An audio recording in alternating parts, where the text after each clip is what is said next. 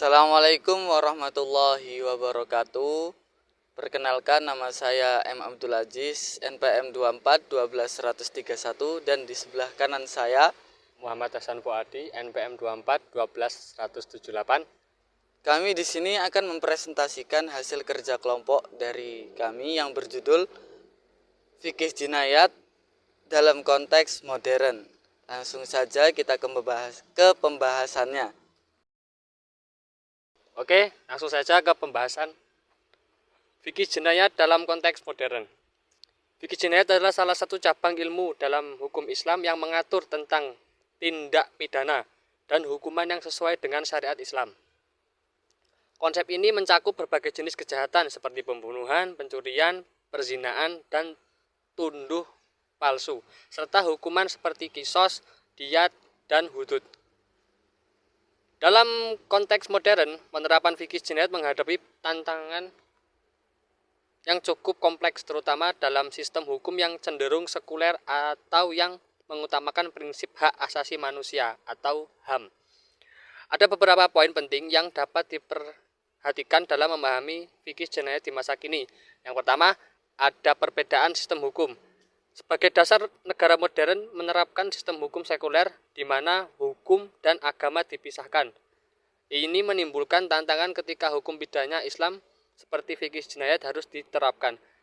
Beberapa negara mayoritas Islam seperti Arab Saudi dan Iran masih menerapkan hukum jinayat, tetapi negara-negara lain seperti Indonesia, Malaysia, atau Pakistan mengadopsi sistem hukum yang lebih hibrid di mana syariat Islam diadaptasi atau dikombinasikan dengan hukum sipil. Yang nomor 2, pendekatan ijtihad dan maqasid al-syariah. Banyak ulama modern berpendapat bahwa pendekatan ijtihad atau penafsiran independen dan maqasid al-syariah sangat penting dalam mengaplikasikan hukum jinayat di era modern.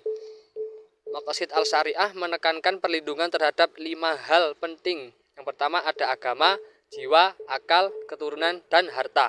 Penekanan pada tujuan syariah ini memungkinkan hukum Islam lebih lentur dalam menghadapi perubahan zaman. Misalnya dalam konteks pencurian, syarat-syarat penerapan hukuman potongan tangan dalam fikih jinayat sangat ketat. Pencurian karena kemiskinan ekstrim misalnya bisa dikecualikan dari hukum ini karena melanggar prinsip keadilan dan syariah. Dalam hal ini pemerintah memiliki kewajiban untuk memperbaiki kondisi sosial dan ekonomi agar tidak ada orang yang mencuri karena kelaparan. Penerapan hukum Islam dalam negara-negara Muslim. Penerapan hukum Islam di negara-negara Muslim sangat bervariasi, tergantung pada sistem hukum, budaya, dan politik di masing-masing negara. Secara umum, ada 3 pendekatan utama dalam penerapan hukum Islam, yaitu penerapan syariah penuh, penerapan parsial, dan pemisahan syariah dari hukum negara. Berikut penjelasan tentang bagaimana hukum Islam diterapkan di beberapa negara Muslim. Yang pertama yaitu penerapan syariah secara penuh. Yang kedua penerapan syariah secara parsial. Dan yang terakhir yaitu pemisahan syariah dari hukum negara. Selanjutnya hukum syariah dalam sistem dualisme hukum. C. Penerapan hudud dalam negara demokrasi. Penerapan hudud dalam negara demokrasi merupakan topik yang kontroversial karena melibatkan interaksi antara hukum syariah yang bersifat religius dan prinsip-prinsip demokrasi yang berfokus pada hak asasi manusia, keadilan, dan kebebasan. Berikut adalah beberapa aspek yang terkait dengan penerapan hudud dalam negara demokrasi. Yang pertama, bertentangan dengan prinsip demokrasi dan hak asasi manusia atau HAM.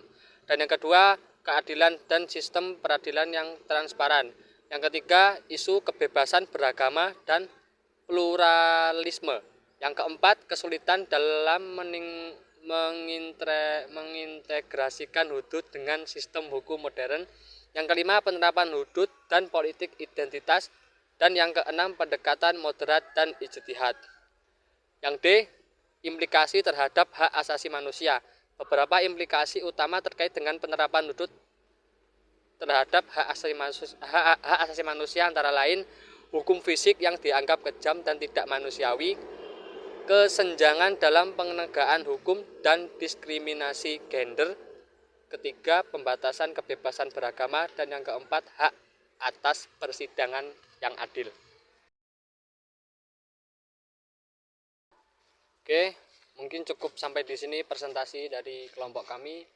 Saya Muhammad Hasan Fuadi Dan saya M. Abdul Aziz, pamit undur diri.